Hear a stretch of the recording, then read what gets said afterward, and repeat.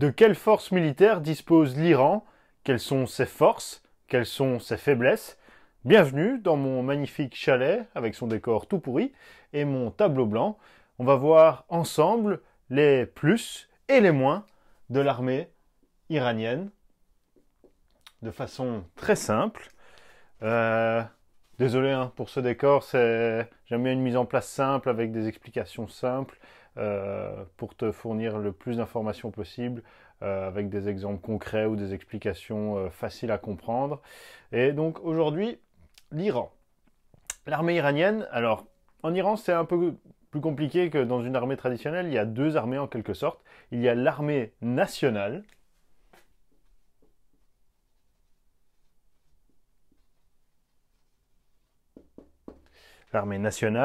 qui dispose d'environ 350 000 membres, 350 000 soldats militaires. Et puis à côté, il y a les gardiens de la Révolution. Alors, les gardiens de la Révolution, quand est-ce que ça a été créé? En 1979, bravo. 1979, lorsqu'il y a eu la révolution islamique en Iran, eh bien, le nouveau pouvoir islamique du guide a estimé qu'il y avait des possibilités pour que l'armée nationale officielle ne se retourne contre lui et ne mette en péril son pouvoir, ce nouveau régime islamique qui se mettait en place. Et donc, les guides, les gardiens de la révolution ont été créés.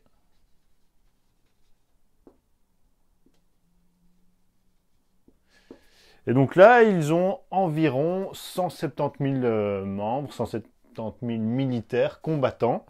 En plus de ça, il y a encore une force qu'il est possible de mobiliser au sein de la population en Iran. Alors là, les chiffres sont pas tout à fait au niveau du gouvernement iranien. On avance environ 11 millions de membres mobilisables, dont il y aurait environ 1 million de combattants potentiels. Maintenant, d'autres sources avançaient 4 millions, donc c'est vraiment assez compliqué de donner un chiffre précis aujourd'hui. D'autant que c'est plutôt une force qui est mobilisée, en tout cas pour le moment, où il n'y a pas de guerre déclarée, qui est mobilisée plutôt pour des missions, par exemple, de sécurité interne. Et donc ce ne sont pas des soldats, des militaires vraiment formés de métier, comme on dit. Ce ne sont pas des soldats. Maintenant, ils peuvent être mobilisés pour des actions.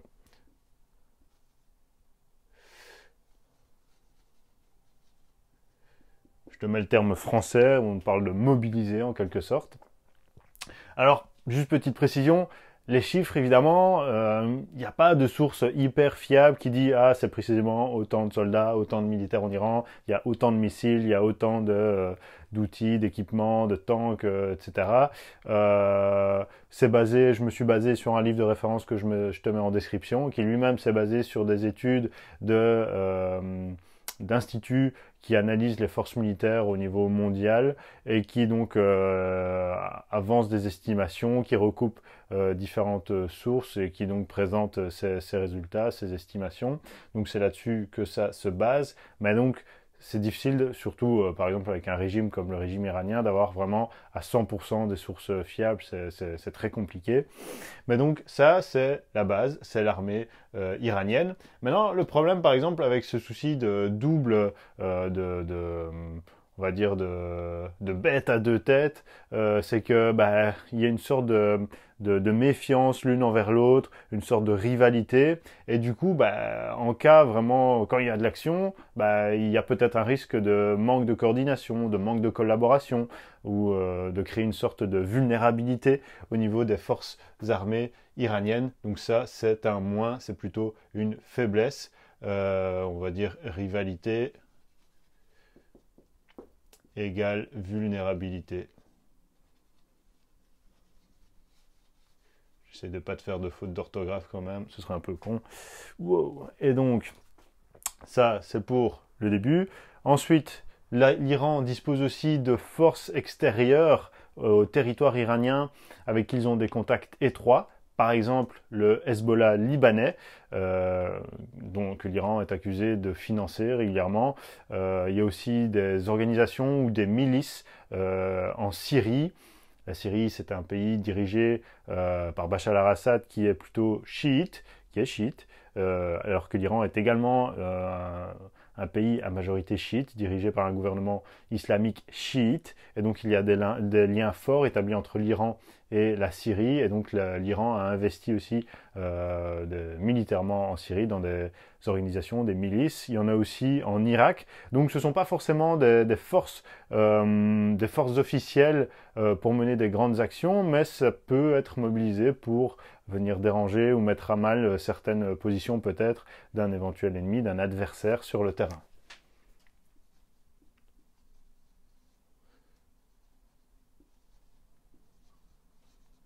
Force extérieure, on va dire. Alors, à côté de ça, les chiffres, c'est pas mal. Il y a une grosse force, des bons gros chiffres pour faire le malin dans la cour de récréation. Mais derrière, le problème, c'est que les chiffres, ils font pas tout. Alors, au niveau des chiffres en termes de soldats, c'est un des pays du Moyen-Orient qui dispose du plus grand nombre de soldats, de militaires. Il y a juste la Turquie qui est un petit peu au-dessus. Donc là, au total, on a environ 520 000 militaires mobilisables. Qui font partie des deux armées en Iran. Maintenant, le problème, c'est que l'Iran, au niveau des investissements dans l'outil militaire, ils sont un petit peu à la traîne par rapport à leurs voisins. Donc, si on prend par exemple en 2014, des chiffres de 2014, j'en ai pas trouvé des plus récents, l'Iran, en 2014, a investi 3,9% de son PIB, donc 3,9% de la richesse du pays est passée dans les forces militaires, mais c'est quand même beaucoup moins que les voisins. Par exemple, en Irak, c'était 8,9%, alors qu'en Arabie Saoudite, c'était 10% du PIB qui passait dans des investissements militaires. Donc l'Iran n'a pas investi autant que les autres pays au fil des années pour renouveler, développer son outil militaire.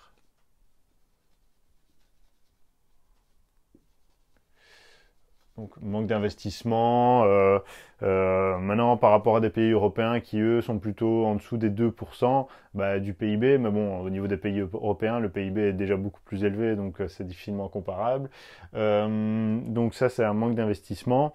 C'est aussi justement une des critiques, une des faiblesses considérées par les experts comme une faiblesse de l'armée iranienne. C'est un équipement qui est plutôt vieux, vétuste, obsolète,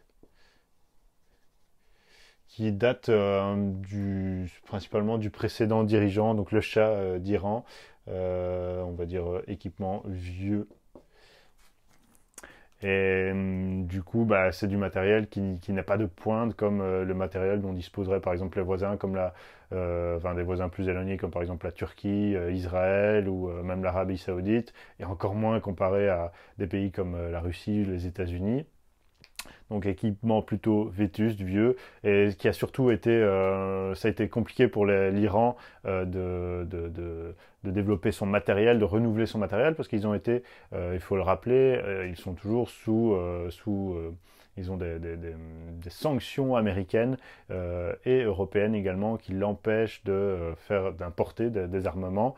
Donc après la prise d'otage en 1980 de l'ambassade américaine, on le rappelle, des sanctions américaines sont venues frapper l'Iran, économiques, politiques, diplomatiques, mais également militaires.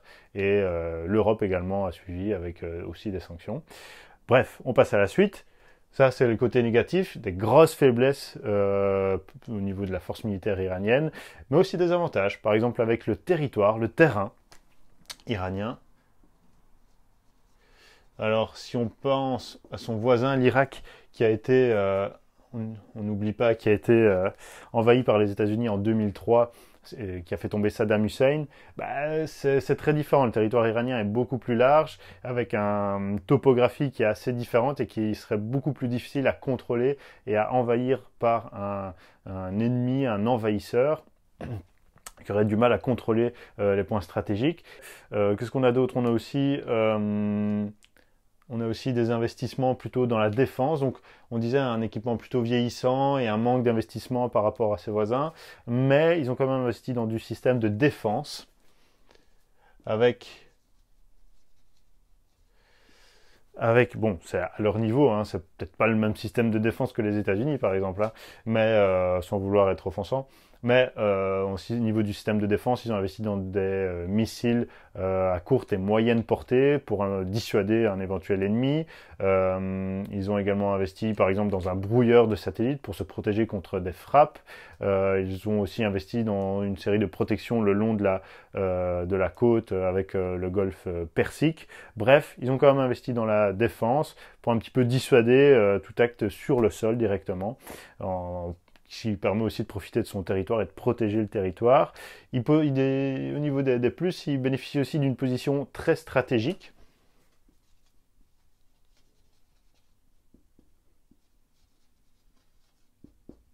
Position stratégique. Je vais te faire simple. Alors, je vais te faire un petit plan, comme ça tu comprendras. Là, on va dire qu'il y a l'Iran. Bon, là, je le fais vraiment plus ou moins. Là, on a l'Iran. Là, on a l'Arabie Saoudite. Là, on a les Émirats Arabes Unis. Là, on a le Qatar. Et là, on a le Oman. Et donc là, après, tu as l'Afghanistan, Pakistan, Afghanistan de ce côté-là. Tu as, pour situer un peu Israël là, la Turquie de ce côté-là, bref. Mais donc, ils ont une position stratégique. Là, tu as le golfe Persique. Et là, tu as le détroit d'Ormuz. Je vérifie mes notes. D'Ormuz, excuse-moi. Tu as le détroit d'Ormuz. Et c'est par là que circule 1/5 du pétrole mondial. Donc t'imagines l'Iran, s'il commence à faire chier dans cette zone-là, ben ça va avoir des répercussions sur l'économie mondiale, parce que évidemment, une grosse part de l'économie mondiale dépend du pétrole pour fonctionner, et du coup, si le cours du pétrole monte, parce qu'il y en a moins qui arrivent à passer là, ou que il y a des difficultés au niveau du transport, eh ben ça va avoir des répercussions au niveau mondial sur l'économie. Donc l'Iran, il peut commencer à faire chier à ce niveau-là. Par contre, l'Iran est lui-même un exportateur, il vend du pétrole à beaucoup de pays, et du coup pour lui c'est des rentrées d'argent. Donc si lui aussi il est empêché de passer par là pour vendre son pétrole, voilà, donc c'est une arme, et patatras, c'est une arme mais à double tranchant, parce que évidemment c'est à manier avec précaution pour l'Iran. Et ces dernières années, bah, ils ont justement joué un jeu à ce niveau-là pour montrer la façon dont ils pouvaient impacter justement le flux pétrolier dans le golfe Persique et le détroit d'Ormuz. Maintenant, l'Iran a également investi dans la possibilité de lancer des cyberattaques. Maintenant,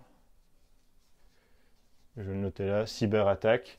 Voilà, maintenant, encore une fois, ce serait difficilement comparable par rapport à une puissance cyber venue des États-Unis ou de la Russie. Mais en tout cas, ils ont investi là-dedans.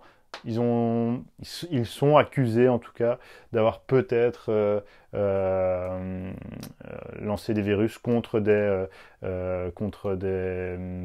entreprises d'Arabie Saoudite actifs dans le pétrole, et donc d'avoir perturbé leur activité.